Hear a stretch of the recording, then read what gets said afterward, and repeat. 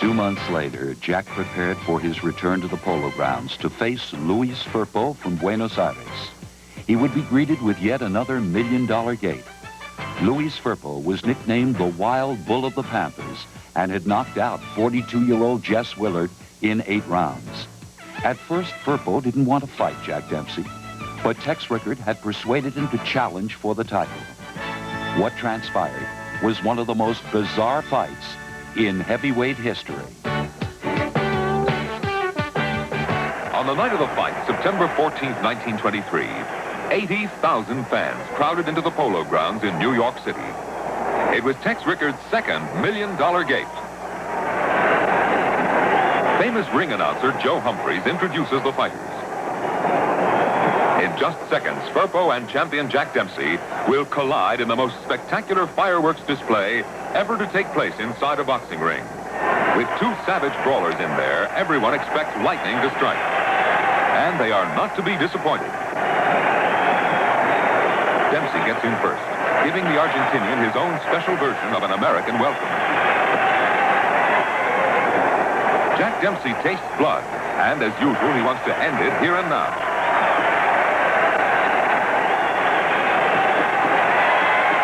Firpo is down again, but still the champion does not dream that in the next 2 minutes, he will be locked in one of the most unbelievable seesaw contests in sporting annals.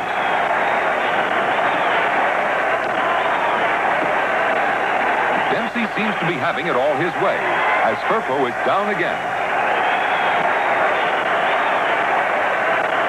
But Jack is about to taste the power and strength that allows the Argentinian to continue to absorb such a barrage. A blunderbuss right catches the unsuspecting champion coming in and floors him for a 1 count. An enraged Dempsey storms right back. Firpo drops. That is the 7th of what will prove to be a record 9 first-round knockdowns. There's number 8.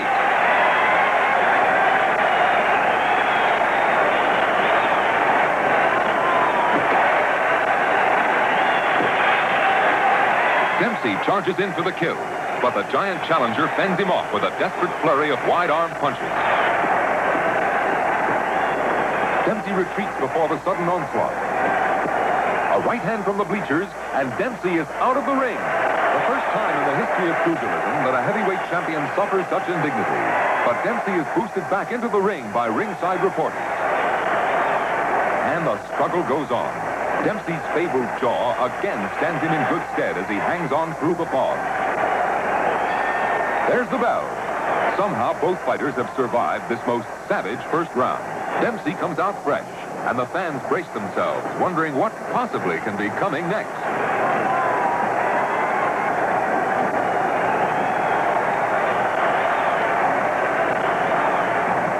Dempsey is getting off.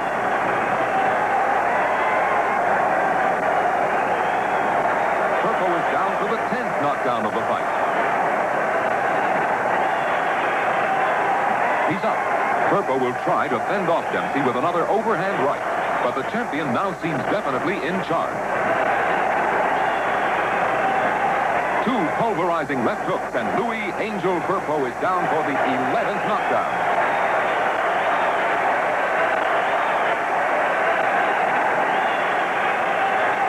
8, 9, 10, and out. After the fight, Jack Dempsey collected $550,000 directly from promoter Tex Rickard. Jack Kearns was furious, but the champion by this time distrusted his manager. Jack Dempsey was tired of having his life programmed by Doc Kearns. Instead, he lived the life of a celebrity. His new wife, actress Estelle Taylor, convinced him to have his nose done. Naturally, the new Jack Dempsey made his way to Hollywood and Broadway.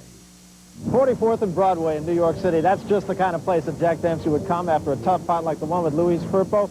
Bonnie Nigler, I would have to think that fight with Firpo had to be, from a spectator point of view, one of the great fights in history. What really happened when Dempsey went out of the ring? Well, when Dempsey was knocked out of the ring, he landed on a judge, Kid McPartland.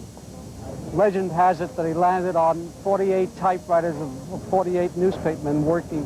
But actually, it was Kid McPartland, a tall man who was a judge and was judging that fight. In pushing Dempsey back up onto the apron, he turned and pushed him onto the typewriter of a newspaperman. Now, that typewriter was sold 78 times as the typewriter upon which Dempsey fell. Well, that was in 1923. Jack Dempsey did come back to Broadway. He was not one for liking of the bright lights, was he? Dempsey was not a Broadway guy, but he liked Broadway. He married 4 times. Twice he married stage people. He played on the stage. He caroused on Broadway. It was his life.